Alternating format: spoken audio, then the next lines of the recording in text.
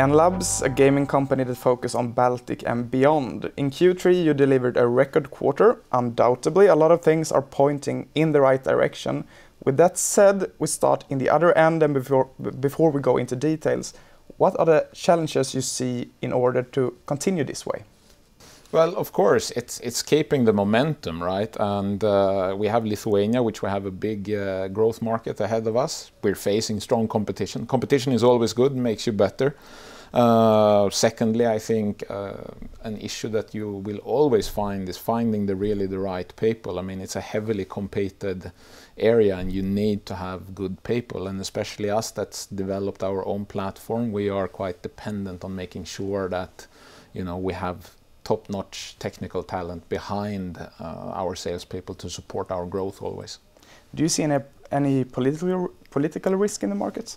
It doesn't seem to be any political risks in the market at the moment. If you look at, for example, Denmark yesterday, which warned that they are going to raise their taxes from 20 to 28, I believe it was, right? You see in Lithuania there are changes as well, but they are much more moderate. It's 3%.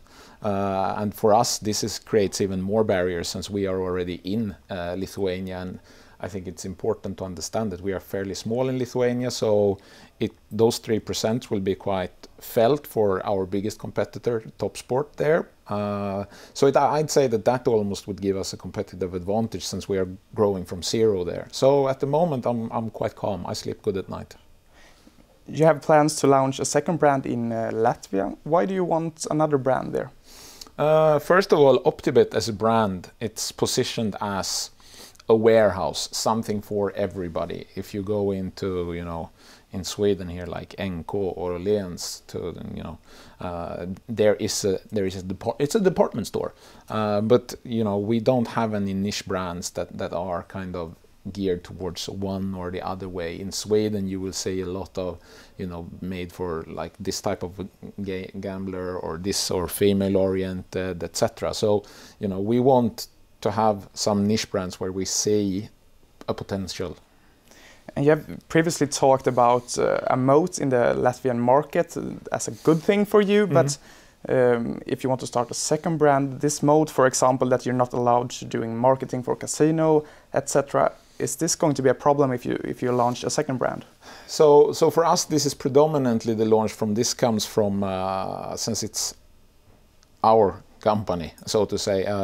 We have, in one stage or another, I'd say that since we have 50% market share, let's just a wild guess say that 75% of any customer in Latvia have been through our database at one stage or another, and of course we can deduct from there, you know, a niche that we could reactivate with a more interesting brand towards them.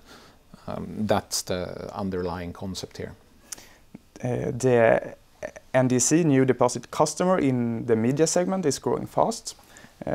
Based on your business model, when do you expect sales to take off as well? Clearly, during 2020, it needs to take off. I mean, its progress is a little bit slower than expected, as I've said before. But I do believe that 2020 will be a really interesting year for media. You have a strong balance sheet with a lot of cash. You have stated that acquisitions may be relevant.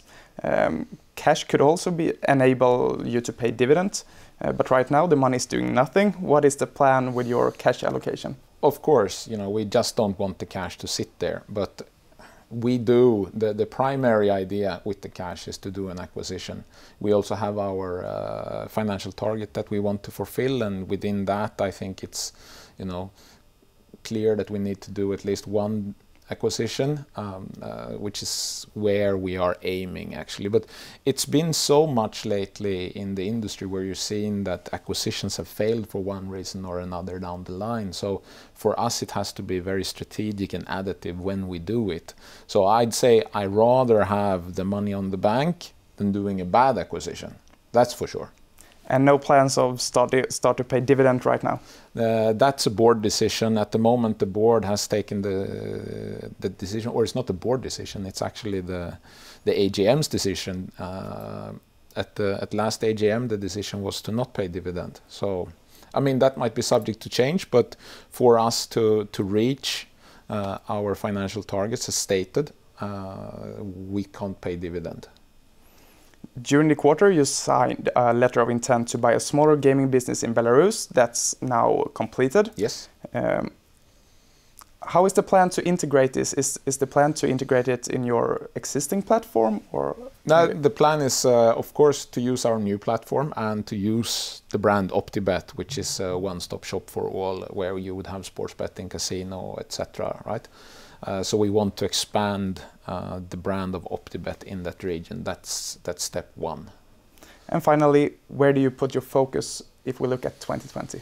Well, it's a lot of things that are exciting for 2020, as you talked about, is the seeing the real media turnaround, but we have also the potential first customers on our new platforms in our solutions. Launch Belarus, become a lot more active in Finland. So there is launch our secondary brand, as you talked about. I think there is a lot of triggers in 2020. So it's a super exciting year ahead. Thank you. Thank you.